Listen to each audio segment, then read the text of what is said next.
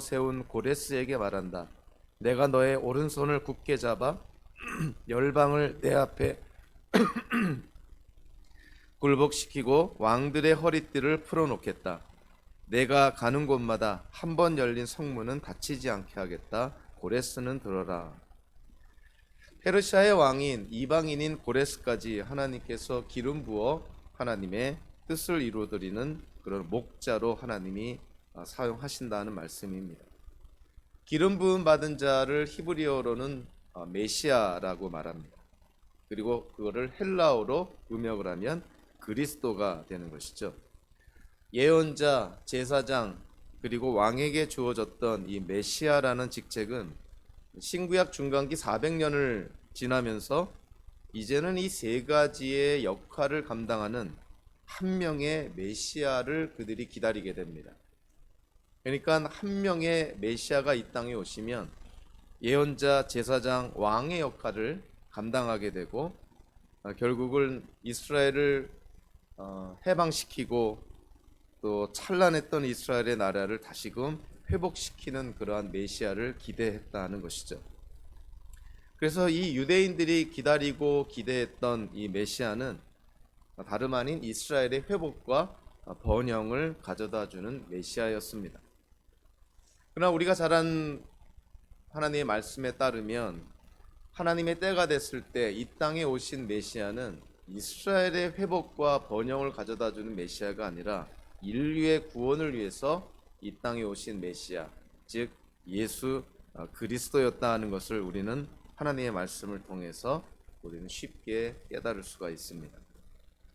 메시아를 헬라어로 그리스도라 하는데요, 즉 예수 그리스도는, 예수님은 곧 메시아다 이런 뜻입니다.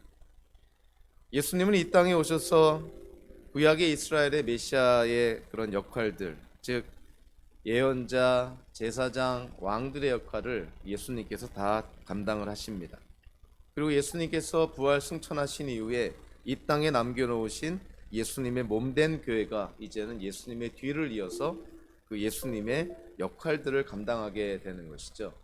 복음을 선포함으로써 예수님의 예언자의 역할을 교회가 감당하고요, 세례와 성찬이라는 성례를 집행함으로 예수님의 제사장의 역할을 감당하게 되고, 또 교회가 하나님의 말씀에 순종하고 하나님의 정의를 실현함으로 예수님의 왕되심의 역할을 교회가 감당하게 됩니다. 특별히 오늘 종려주일에 관련된 예수님의 행적과 관련된 오늘의 말씀을 통해서 예수님께서 이 땅에 메시아로 오셨다 하는 것을 오늘 본문은 우리에게 분명하게 말씀해 주고 있습니다. 자, 오늘 본문 가운데서 우리 먼저 1절과 3절 그리고 마지막에 있는 10절과 11절을 통해서 우리가 깨달을 수 있는 것은 예수님은 이 땅에 예언자로 오셨다는 것을 강조를 합니다. 자, 오늘 본문 1절 전반부에 보니까 예수님과 예수님을 따르는 일행이 이제 예루살렘에 가까이 와서 벳바게라는 곳에 이르게 됩니다. 이 벳바게는 예루살렘 동쪽에 있는 작은 마을로서 올리브산에 위치해 있고요, 예루살렘과 경계를 둔 곳이었습니다. 예수님께서 이 벳바게에 도착했을 때 제자들에게, 두 명의 제자에게 명령을 내립니다. 맞은편 마을로 가면 나귀와 또 그의 새끼인 어린 나귀가 이렇게 메어져 있을 텐데 그것을 끌고 오라는 것이죠. 그것을 끌고 올 때 당연히 그 나귀와 그 어린 나귀의 주인이 묻겠죠. 당신 지금 뭐 하는 짓이냐 이렇게 물으면 오늘 3절에 보니까 주님께서 쓰려고 하신다고 말하면 아마 그 나귀와 어린 나귀를 아마 줄 것이다 이렇게 예수님께서 말씀을 합니다. 주님께서 쓰려고 하신다라는 이 헬라어 성경을 보면 원어적으로는 주님께서 그것들을 필요로 하신다 이런 말씀입니다. 그러니까 맞은편 마을에 갔을 때 그 나귀와 그의 새끼인 어린 나귀가 메어 있는 것을 보면 그걸 그냥 가지고 오라는 것이죠. 누가 뭐라 그러면 주님께서 필요로 한다는 말만 하면 그걸 아마 줄 것이다 라고 예수님께서 그렇게 말씀을 합니다. 자, 주님께서 그것들을 필요로 하신다고 예수님께서 말씀을 하셨는데요. 성경학자들은 여기서 주님은 과연 누구를 의미하는 것인가에 대해서 약간의 이견들이 있습니다. 누구는 이 주님을 소유주, 즉 그 나귀의 주인으로 이렇게 이해를 하는 사람이 있어서 아마도 예수님께서 그 오늘의 종려 주일 이 사건 이전에 이 맞은편 마을에 있는 그 나귀 그리고 어린 나귀 주인과 모종의 그 협상을 또는 어떤 계약을 맺어서 아마 미리 좀 준비한 것이 아니냐 이렇게 이해하는 사람도 있고요. 여기서 말하는 주님은 야훼 하나님을 의미한다 이렇게 얘기하는 사람도 있는데 저는 문맥으로 보면 당연히 여기서 말하는 주님은 예수님 자신을 가리킨다고 이해하는 것이 문맥적으로 가장 합당한 해석이라고 생각합니다. 그러니까 예수님께서 이 나귀와 어린 나귀가 필요하다는 것이죠. 그렇게만 얘기를 하면 아마 주인이 아무 말하지 않고 줄 것이다 하는 것입니다. 실제로 그렇게 이루어졌고요. 그리고 오늘 10절에 보면 그 예수님께서 마침내 예루살렘에 입성하게 되는데 예수님과 예수님의 일행 또 그 일행을 따르는 무리들이 예루살렘에 이렇게 입성을 했을 때 10절에 보니까 그 예루살렘의 어떠한 상태를 표현하냐면 어떻게 표현하냐면 온 도시가 들떴다 이렇게 표현합니다.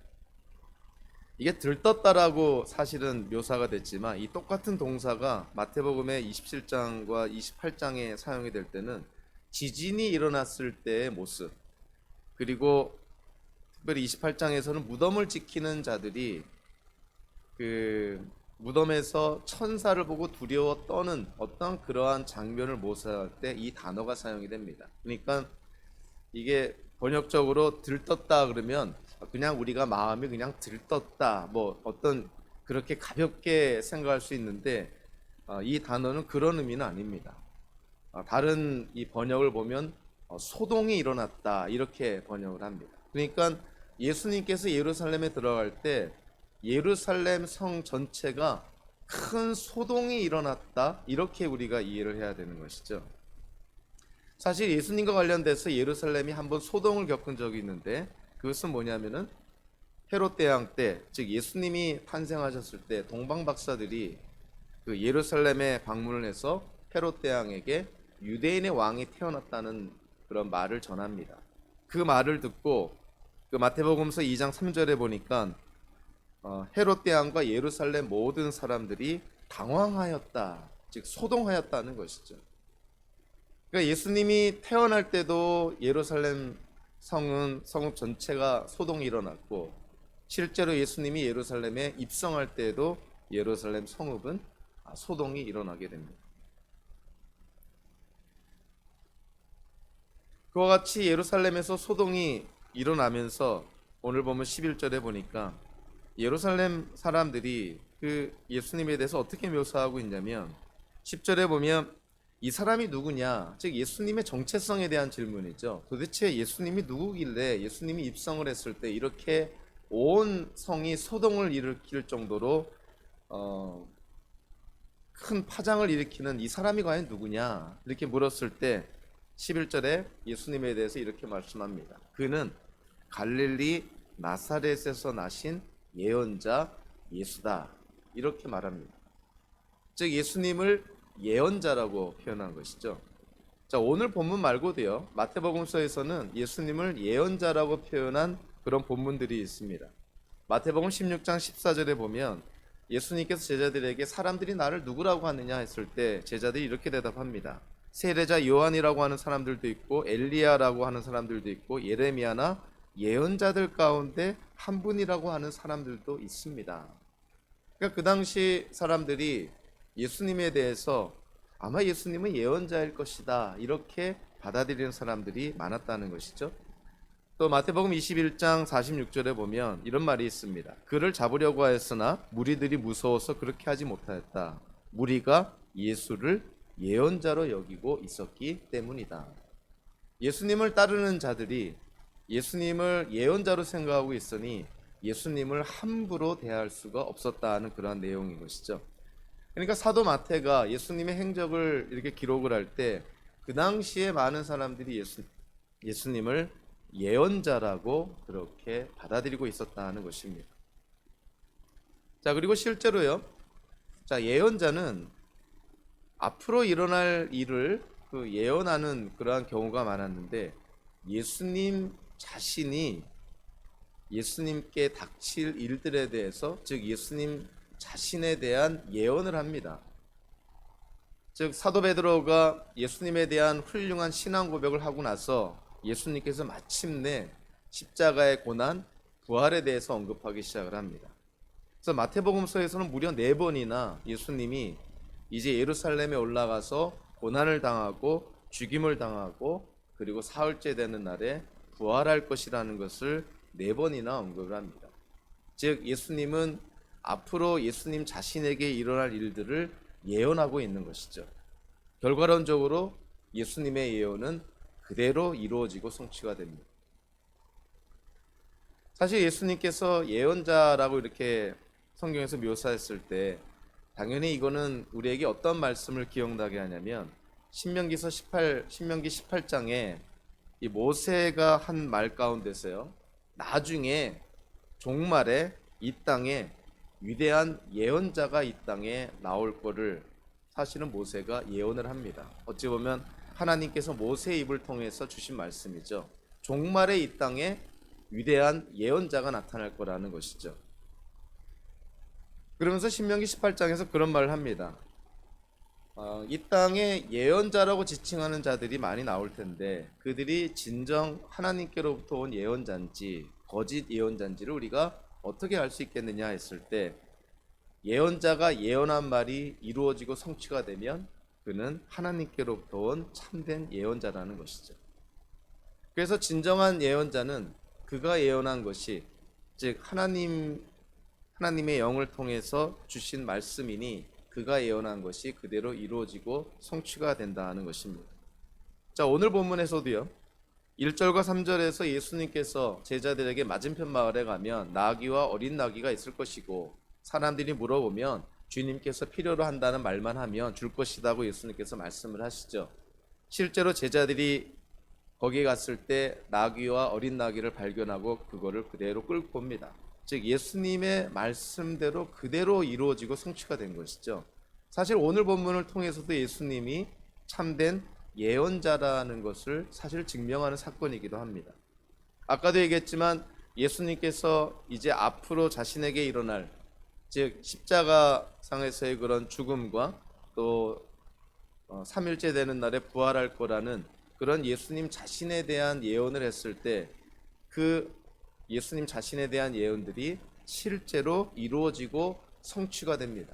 그러니까 예수님은 참된 예언자라는 것을 주변 사람들의 말뿐만이 아니라 자신의 예언을 통해서도 사실은 증명해 보이는 것이죠. 그래서 오늘 본문을 통해서 우리가 알 수 있는 예수님의 정체성, 이는 누구이냐? 예루살렘 주민들이 언급했던 그 질문에 대한 1차적인 답은 예수님은 예언자로 이 땅에 오셨다는 것입니다. 그리고 두 번째로요, 자, 예수님께서 이 예루살렘으로 가시는 그런 여정에서 이 벳바게라는 마을에 왔을 때 왜 굳이 그때까지 도보로 오시다가 왜 벳바게 마을에서 제자들을 보내서 나귀를 끌고 오게 해서 나귀를 타고 예루살렘에 입성을 하셨을까?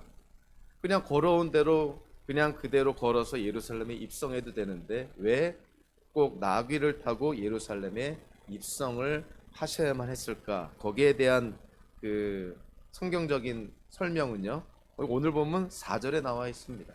예수님께서 이 땅에 오셔서 예수님의 모든 행적은 결국 예수님과 관련된 구약 성경에 나타난 하나님의 약속과 예언의 말씀을 이루고 성취하는 데 있다는 것이죠. 그러니까 예수님께서 걸어서 벳바게 마을까지 왔다가 이제 예수님에 관련돼서 예언한 그 하나님의 말씀을 이루고 성취하기 위해서 나귀를 타고 예루살렘에 입성을 한다는 것입니다. 산상수훈에서도 예수님께서 우리에게 그렇게 말씀을 하시죠. 내가 율법이나 예언자들의 말을 폐하러 온 줄로 생각하지 말아라. 폐하러 온 것이 아니라 완성하러 왔다. 즉 성취하러 왔다라고 말씀을 합니다. 그러니까 구약의 예수님과 관련된 그 말씀들, 특별히 종려주일, 예수님의 예루살렘 입성과 관련된 하나님의 그 예언의 말씀을 예수님께서 이루고 성취하시기 위해서 지금 이 벳박이라는 마을에서 나귀를 지금 끌고 오게 해서 나귀를 타고 예루살렘에 입성한다는 것이죠. 그럼 도대체 예수님은 어떠한 하나님의 그런 구약의 그 예언의 말씀을 이루고 성취하기 위해서 나귀를 타고 예루살렘에 입성을 할까요? 자, 오늘 본문 이제 5절에 잘 나와 있습니다. 자, 5절에 보면 이렇게 말합니다. 자, 시온에 딸에게 말하여라. 보아라, 내 임금이 내게로 오신다. 그는 온유하시어 나귀를 타셨으니 어린 나귀 곧 멍에 매는 짐승의 새끼다. 즉 이 말씀을 이루고 성취하시기 위해서 예수님께서 나귀를 타고 예루살렘에 입성하신다는 것이죠. 오늘 본문 5절에 나오는 이 구약의 이 예언의 말씀은 사실은 두 개의 말씀이 이렇게 연합이 되어 있다, 컴바인 되어 있다, 이렇게 이해가 됩니다. 하나는 스가랴서 9장 9절의 말씀이고 또 하나는 이사야서 62장 11절의 말씀으로 이해를 합니다. 그러니까 두 개의 말씀이 사실은 이 오늘 본문 5절에 나와 있는데 그 두 구절의 말씀을 예수님께서 성취하시기 위해서, 그 예언의 말씀을 성취하시기 위해서 걸어오시다가 벳바게에서 나귀를 타고 이제 예루살렘에 입성하신다는 것이죠. 사실 스가랴서 9장 9절에 보면 오늘 예배 시작할 때도 읽어드렸지만 이렇게 시작을 합니다. 도성 시온아 크게 기뻐하여라. 도성 예루살렘아 환성을 올려라. 내 왕이 내게로 오신다. 그는 공의로우신 왕, 구원을 베푸시는 왕이시다. 그는 온순하셔서 나귀 곧 나귀 새끼인 어린 나귀를 타고 오신다. 자, 이 말씀을 이루고 성취하시기 위해서 예수님께서 나귀를 타고, 즉 어린 나귀를 타고 예루살렘에 입성한다는 것이죠. 사실 그 오늘 본문 5절에는 스가랴서 9장 9절과 이사야서 62장 11절의 그런 그 결합된 이 말씀을 이루고 성취하신 거로 나오는데요. 예수님께서 어린 나귀를 타고 예루살렘에 입성한다는 이 말씀은 사실은 오늘 본문에 나오는 그런 직접적으로 언급된 그런 예언의 말씀을 성취할 뿐만이 아니라 간접적으로 구약에서 예수님에 대해서 언급한 메시아에 대한 그런 예언의 말씀들을 성취하는 것들이 있습니다. 몇 가지 예를 들면요. 민수기 19장 2절과 신명기 21장 3절에 보면 하나님께 예물을 드릴 때, 하나님께 어떤 제물을 드릴 때, 또 하나님의 뜻에 쓰임을 받기 위해서 하나님 앞에 드릴 제물이나 하나님의 거룩한 목적을 위해서 쓰임을 받는 것들은 헌 것이 아니라 새 것을 사용한다는 그런 율법의 말씀이 있습니다. 그러니까 민수기 19장 2절 같은 경우에는 이렇게 나와 있습니다. 너는 이스라엘 자손에게 말하여 흠없는 온전한 붉은 암송아지 곧 아직 멍에를 메어 본 일이 없는 것을 너에게 끌고 오게 하여라. 하나님께 제물을 드릴 때 그 제물은 한 번도 사용한 적이 없는 새 것을 하나님께 드리라, 이렇게 말씀하고 있습니다. 예수님께서 어린 나귀, 오늘 본문에서는 그냥 그 어미와 또 그 옆에 있는 그냥 어린 나귀로 언급이 됐는데요. 똑같은 그 종려주일에 관련된 이 본문을 누가복음 19장 30절에서는 어떻게 묘사하고 있냐면 아직 아무도 타본 적이 없는 새끼 나귀 한 마리가 메어 있을 것이다. 그것을 풀어서 끌고 오너라. 즉 예수님께서 예루살렘에 입성할 때 예수님이 타신 나귀는 어린 나귀일 뿐만이 아니라 사람이 아직 한 번도 타지 않은 그러한 나귀를 예수님이 타고 예루살렘에 입성한다는 것이죠. 즉 예수님께서 이제 예루살렘에 입성해서 온 인류의 구원을 위해서 십자가에 대속의 제물로 바쳐질 때 그 예수님이 타는 그 나귀조차도, 어린 나귀조차도 사람이 한 번도 타지 않은 완전히 새 그런 어린 나귀를 예수님이 타신 것이죠. 그러니까 간접적으로 예수님께서 사람이 타지 않은 어린 나귀를 타고 예루살렘에 입성하시는 것은 이 민수기와 신명기에 나타난 제물과 관련된 하나님의 율법을 사실은 이루고 성취하는 것입니다. 또 하나 간접적으로요. 예수님께서 멍에를 매지 않는, 메어본 적이 없는 어린 나귀를 타고 예루살렘에 입성하신다는 것은, 사실은 나귀를 타고 예루살렘에 입성한다는 것은 전쟁을 위한 것이 아니라 평화를 상징합니다. 그러니까 예수님께서 왕이 성에 이제 들어갈 때 어떤 군마나 준마, 어떤 이런 사람들 보기에 아주 그 상징적으로 그 강인함을 가져다 주는 어떤 그런 말을 타는 것이 아니라, 어린 나귀 새끼를 타고 예수님이 예루살렘 성에 입성하신다는 것은, 그것이 우리에게 상징적으로 보여주는 의미는 뭐냐면, 예수님은 평화를 주시기 위해서 이 땅에 오셨다는 것이죠. 실제로 이사야서 9장 6절에 보면 예수님에 대한 묘사 가운데 예수님을 놀라우신 조언자, 전능하신 하나님, 영존하신 아버지, 평화의 왕이라고 묘사를 합니다. 그러니까 예수님은 이 땅에 평화를 주시기 위해서 오셨다는 것이죠. 이와 같은 예수님에 대한 예언의 말씀이 어린 나귀를 타고 예루살렘에 입성하시는 것으로 사실은 이루어지고 성취가 되었다는 것이죠. 자, 또 하나요. 창세기 49장에 보면 야곱이 죽기 전에 그의 12 아들에 대해서 사실은 축복하면서 예언하는 말씀들이 있습니다. 그 12 아들 가운데 유다라는 아들이 있죠. 그래서 창세기 49장 8절부터 11절까지를 보면 그 유다에 대한 예언을 합니다. 그 유다에 대해서 예언을 할 때 특별히 10절과 11절에 보면 어떠한 내용이 나와 있냐면, 자, 유다 지파에서요, 임금의 지휘봉이 유다를 떠나지 않는다. 통치자의 지휘봉이 자손 만대까지 이를 것이다. 즉 유다 지파를 통해서 이스라엘을 다스릴 왕이 계속 나오게 된다는 거예요. 자, 그러면서 거기서 아주 신비한 미스테리스한 그런 표현을 하나 합니다. 권능으로 그 자리에 앉을 분이 오시면 만민이 그에게 순종할 것이다. 권능으로 그 자리에 앉을 분이 오시면 만민이, 온 천하 만민이 그에게 순종할 것이다. 여기서 권능으로 그 자리에 앉을 분이 누굴까요? 네, 당연히 메시아를 의미하는 것이죠. 구체적으로 예수님을 의미합니다. 그러니까 예수님이 이 땅에 오시면 만민이 그에게 순종할 것이다. 즉 유다에게 야곱이 예언을 하면서, 약속을 하면서 지금 이 예수님에 대해서 언급을 하고 있는 것이죠. 그러면서 11절에 보니까, 자, 이게 어떤 내용이 나오냐면, 자, 그는, 즉 권능으로 그 자리에 앉을 분, 메시아를 의미하는 것이죠. 메시아는 나귀를 포도나무에 매며 그 암나귀 새끼를 가장 좋은 포도나무 가지에 맬 것이다. 참 이게 상징적인 것이어서 이 당시에는 이게 무슨 말인지 몰랐을 것이에요. 나귀를 포도나무에 맨다. 암나귀 새끼를 가장 좋은 포도나무 가지에 맬 것이다. 예수님께서 어린 나귀를 타고 예루살렘에 입성하실 때 분명히 유다에게 예언한 이 야곱의 예언을 예수님은 분명히 생각했을 것입니다. 우리가 잘 아는 것처럼 나중에 요한복음 그 15장에 보면 예수님께서 예수님 자신에 대해서 언급을 할 때 나는 포도나무요 라고 말합니다. 포도나무는요, 이 구약의 이스라엘 백성들을 가리키는 상징적인 그런 표현이었죠. 그래서 예수님께서 나는 포도나무다, 내가 참 포도나무다 했을 때는 예수님이 참 이스라엘이요, 진정한 이스라엘이라는 것을 의미를 합니다.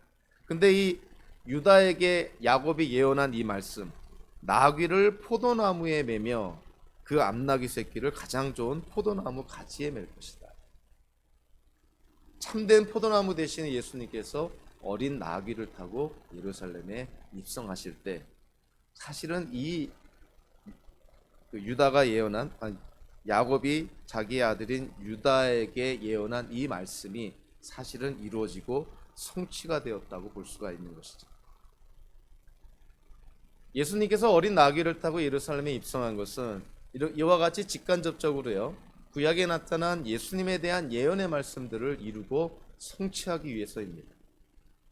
자, 그러면서 5절을 통해서 우리가 또 하나 눈여겨봐야 될 것이, 어린 나귀를 타고 예루살렘에 입성하시는, 즉 왕으로 이 땅에 오신 예수님은 어떠한 왕이냐는 거예요.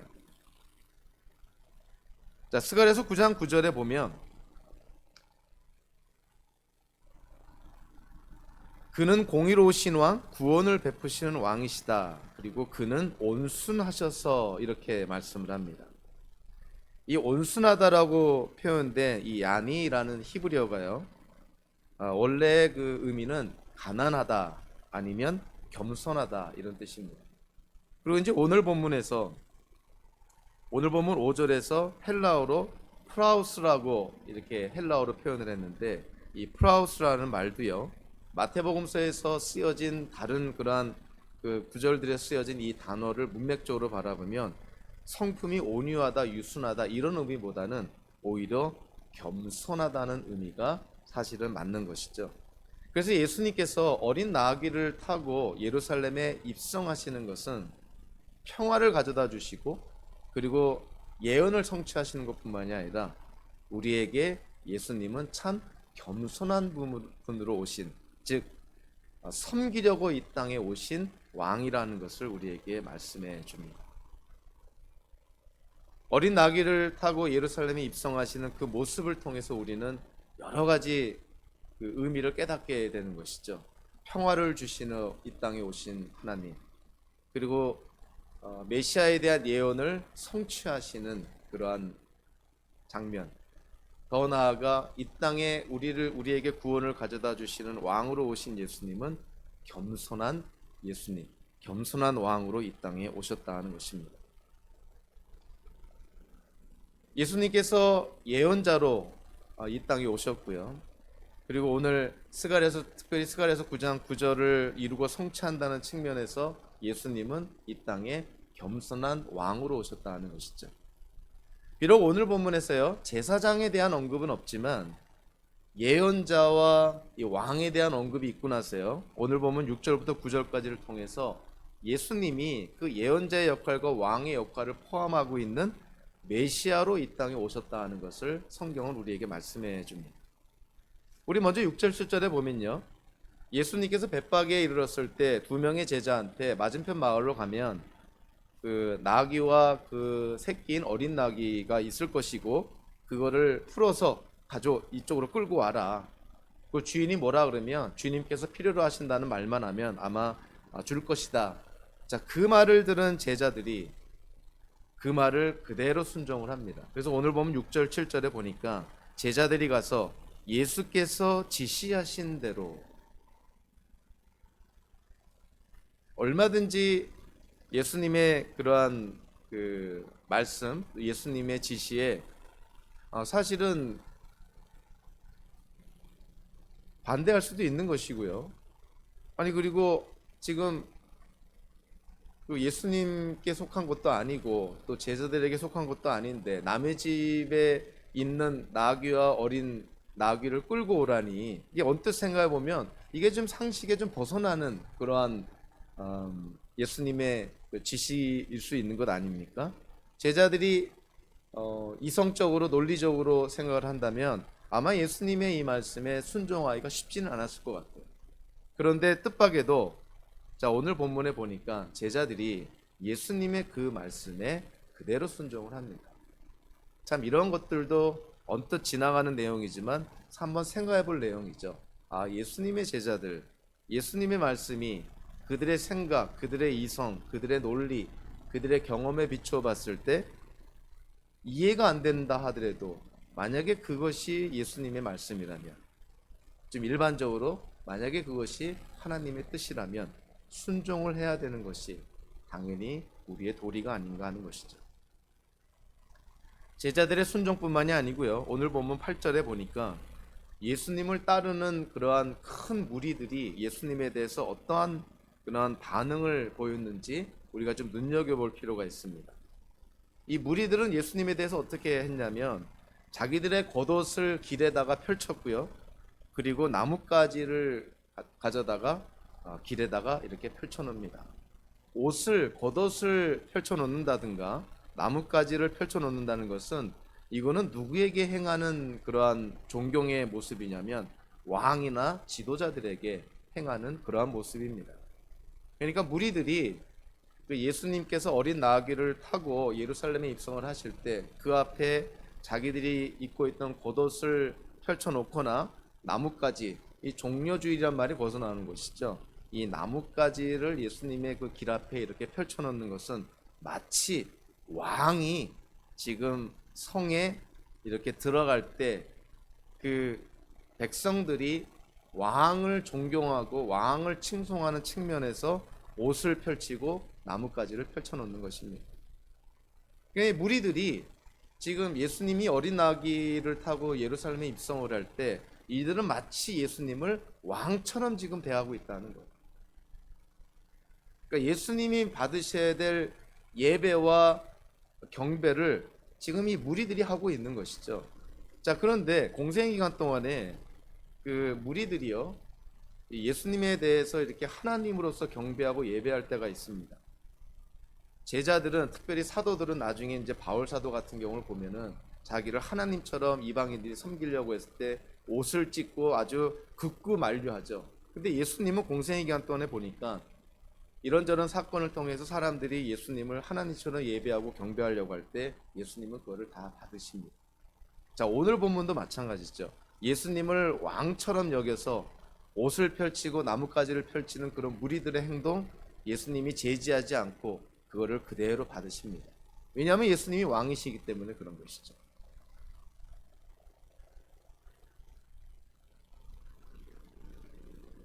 무리들이 예수님 앞에 겉옷을 펼치고 나뭇가지를 펼쳐 놓으면서 예수님을 왕으로 환영을 하고 영접을 하는 그러한 모습인데요. 자, 그러면서 자, 오늘 보면 9절에 예수님께 외칩니다.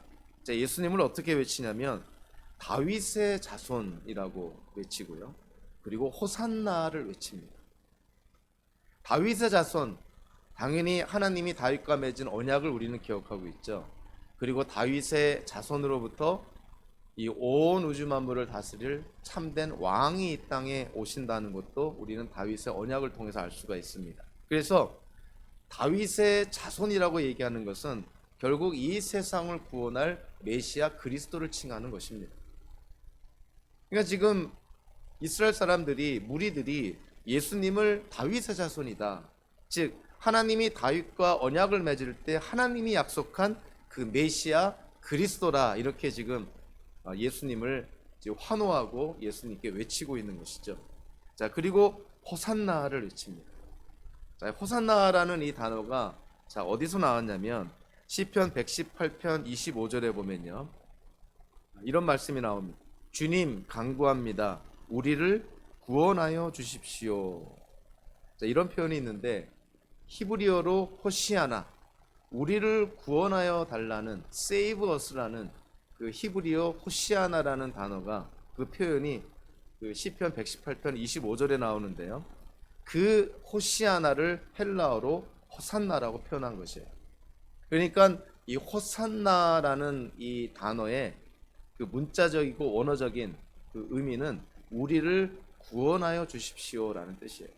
그러니까 예수님을 칭할 때 다윗의 자손이여라는 말을 통해서 하나님이 다윗과 언약을 맺을 때 약속하신 메시아 그리스도를 칭하는 표현이라면, 호산나는 예수님이 우리의 구원자 되신다는, 우리를 구원해 달라는, 즉 우리를 구원해 주시는 구원자라는 간접적인 표현이라는 것이죠.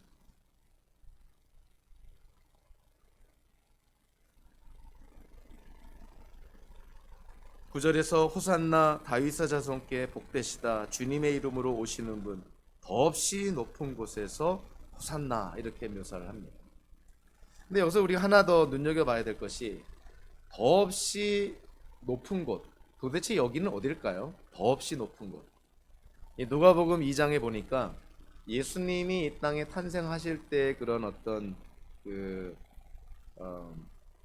이야기를, 그 사건을 묘사할 때 이 더없이 높은 곳이라는 표현이 나옵니다. 누가복음 2장 13절 14절에 보니까 이런 내용이 나옵니다. 갑자기 그 천사와 더불어 많은 하늘 군대가 나타나서 하나님을 찬양하여 말하였다. 더없이 높은 곳에서는 하나님께 영광이요, 땅에서는 주님께서 좋아하시는 사람들에게 평화로다. 더없이 높은 곳에서는 하나님께 영광이요, 더없이 높은 것은 다름 아니라 하나님이 천사들과 함께 계시는 하늘을 뜻합니다. 자, 그러니까 오늘 이 구절에 보니까 지금 이스라엘의 백성들이, 유대인들이 예수님을 향하여서 지금 호산나라고 외치는 것이죠. 지금 이 땅에서 그 이스라엘 백성들이 예수님의 그 어린 나귀를 타고 입성하시는 그 모습을 보면서 예수님을 향하여서 호산나라고 외칩니다. 근데 똑같은 때에 동시에 더없이 높은 것, 즉 하늘에서는 천사들이 지금 호산나라고 외치고 있다는 거예요.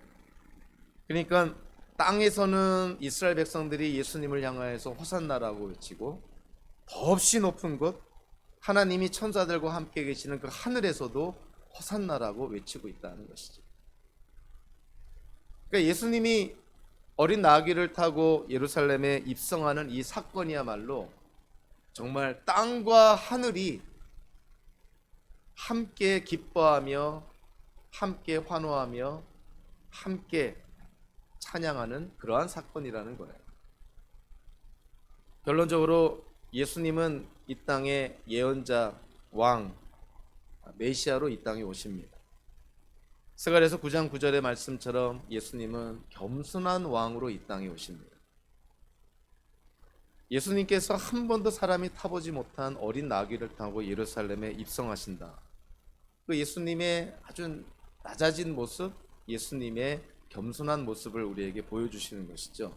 그래서 예수님의 이 모습은 이 고난 받는 종에 대한 그런 예언의 말씀인 이사야서 53장 4절의 말씀을 떠올리기는 합니다. 거기서 이렇게 말씀하시죠. 그는 실로 우리가 받아야 될 고통을 대신 받고 우리가 겪어야 될 슬픔을 대신 겪었다. 즉 예수님은 우리가 받을 고난, 죄에 대한 징계를 예수님이 대신 받으셨는데, 그만큼 예수님은 하나님의 뜻을 이루고 성취하시기 위해서 스스로 낮아지셔서 겸손하게 이 땅에 오셨다는 것이죠. 이 당시에 유대인들은요, 어떠한 메시아에 대한 기대를 갖고 있었냐면, 그들은 이 땅에 그들이 바라는 메시아가 오면 이스라엘을 지금 로마의 그런 어떤 식민지 하에서 그들을 해방시켜 줄 것이고, 옛날 그 찬란했던 이스라엘의 역사, 그 찬란했던 이스라엘의 나라를 그들이 다시금, 메시아가 다시금 회복시켜 주시고 그들을 번영시켜 줄 것이다, 이렇게 기대를 합니다.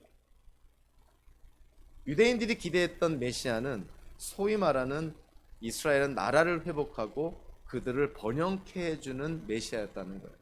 그러기 위해서는 당연히 힘과 권력과 무력과 전쟁을 통해서 그와 같은 것들이 이루어지고 성취가 되겠죠. 그러나 하나님이 이 땅에 보내신 메시아 그리스도는 그런 메시아가 아니라는 것이죠. 무력으로, 힘으로 이스라엘이란 나라를 위한 메시아가 아니라 이제는 예수님이 자신의 피를 흘리면서 겸손히 섬기시기 위해서 결국은 이 땅에 존재하는 모든 이들, 하나님이 택하신 모든 성도들의 구원을 위해서 그들이 받을 죄의 징계를 대신 받기 위해서 예수님은 이 땅에 오셨다는 것입니다. 종료주일을 맞아서 오늘 본문에 나타난 그 예수님은 어린 나귀를 타고 예루살렘에 입성하는 예수님을 향하여서 그 이스라엘 백성들이 외치는 그 질문, 이 사람이 누구냐? 지금 이 어린 나귀를 타고 예루살렘에 입성하는 이 사람이 누구냐? 도대체 이 사람이 누구길래 예루살렘이 지금 소동을 벌이고 수많은 사람들이 저자를 뒤따르면서 호산나 다윗의 자손이라고 외치는 것일까? 예수님은 이 땅에 오셨어요. 예언자의 역할뿐만이 아니라 자기 목숨을 내어주시고 구원을 이루고 성취하시기 위해서 겸손하게 이 땅에 오신 왕이실 뿐만이 아니라 하나님이 약속하신 메시아 그리스도로 이 땅에 오셨다는 것입니다. 예수님은 이 종려주일 예루살렘에 입성하시고 나서요, 그리고 고난주간을 거치고 나서 6월절에 금요일에 십자가에서 죽임을 당하십니다. 6월절 어린 양으로 모든 이들의 그런 죄를 짊어지시고 십자가에서 돌아가시게 되죠. 그로부터 3일 후에, 지금으로부터 꼭 일주일 뒤에 예수님은 다시 살아나십니다. 그러니까 이 종료주일은 예수님의 예루살렘에서의 마지막 그 기간의 시작점인 것이죠. 예루살렘에 들어와서 고난 주간을 겪으시고 성금요일에, 즉 유월절에 십자가에 죽임을 당하시고, 그리고 나서 3일 만에 예수님은 부활하시게 됩니다. 그러니까 종료주일, 고난주간, 성금요일, 부활절, 우리 기독교의 그 절기 가운데서 가장 중요한 그러한 절기들이 연이어 포진되어 있는 그런 중요한 주간입니다. 특별히 오늘 우리가 함께 나눈 말씀을 통해서 예수님이 누구신가에 대한, 예수님의 정체성에 대한 보다 분명한 이해를 갖고요. 그리고 이번 한 주간 예수님의 고난에 동참하며 특별히 십자가상에서 예수님의 죽음의 의미가 우리에게 어떠한 의미가 있는지를 깨달으면서요, 다음 주일 우리가 부활주일을 기대하며 기쁨과 감사와 소망으로 한 주를 살아가는 저와 여러분들 되시기를 주님의 이름으로 축원합니다. 기도하겠습니다. 고마우신 하나님,